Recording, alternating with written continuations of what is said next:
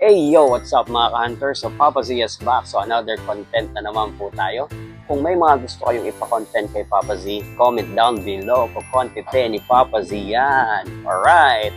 So kung interesado po kayo sa mga buhay-buhay, kwento, payo, at pag-ibig mula kay Papa Z, follow nyo lang po si Papa Z sa ating YouTube channel na Papa Zordic at sa ating pong TikTok account na Zordic Cruz at sa ating pong official page na Papa Z. Alright?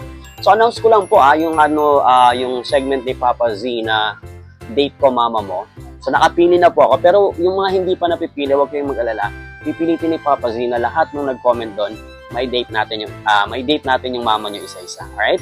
Kung may mga mama kayong 24 pataas, pwede pa yan. Joke lang.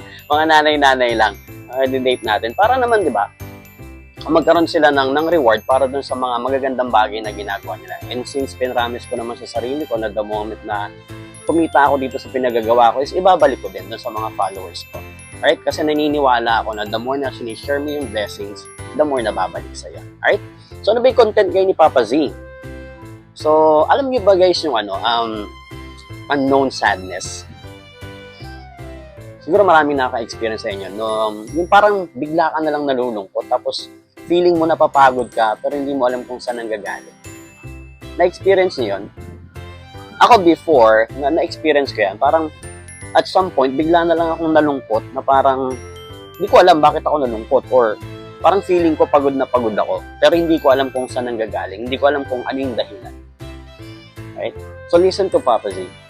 Na-figure out ko yan nung time na naramdaman ko yung biglang lungkot na ganyan, yung bigla akong parang di ko alam na parang akong napapagod.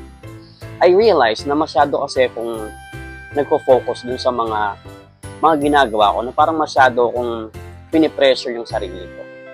Right?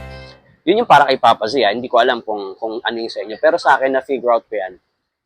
Parang nakita ko na kaya ako biglang nalungkot at biglang napagod. Kasi parang masyado kong pinofocus yung sarili ko or masyado kong pinipressure yung sarili ko na ma-achieve yung goal ko agad-agad. Alam mo yon? Kaya yung katawan ko, yung emotion ko, bigla siyang nakaramdam ng pagod at lungkot. Para sa akin yung na-figure out ko. Kaya kung ikaw, meron kang gustong marating, may gusto kang abutin, relax ka lang. Hayaan mo lang siya.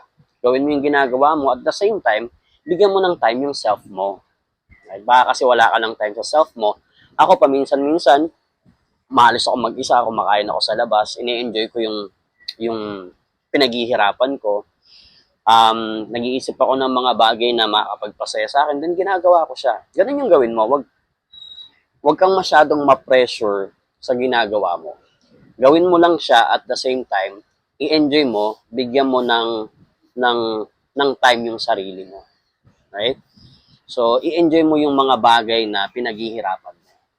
At some point kasi talagang dadating tayo dun sa mga time na bigla ka na lang mapapagod, na parang di mo alam kung saan nanggagaling. Most of the time, yun yung mga taong mag-isa sa buhay. So, good thing, si Papa Z, maraming nakapalibot sa akin, kaibigan, pamilya.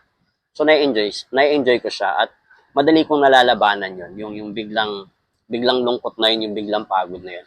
Kaya kung ikaw nakakaramdam ka ng ganyan, siguro, lumabas ka dyan sa comfort zone mo. Explore, sumama ka sa mga kaibigan mo, pero be mindful naman. Baka naman yung mga sinasamahan mong kaibigan, bad influence na. Kumbaga, make time for yourself. I-enjoy mo yung buhay mo. Kasi the moment na ma-pressure ka, hindi mo napapansin, napapagod yung katawan mo, yung isip mo napapagod. Also, iwasan mo rin yung pag-overthink. Isa din yan sa dahilan kung bakit nakakaramdam tayo ng mga biglaang lungkot, biglaang pagod. Kasi sa pag-overthink natin. Huwag mo masyadong iniisip yung mangyayari. Isipin muna yung today, kung ano yung magagawa mo for today. Para kay Papa Z, yun yung pinaka-the best. Alright? So that's all for now kay Papa Z. Sana may napulot kaya kay Papa Z.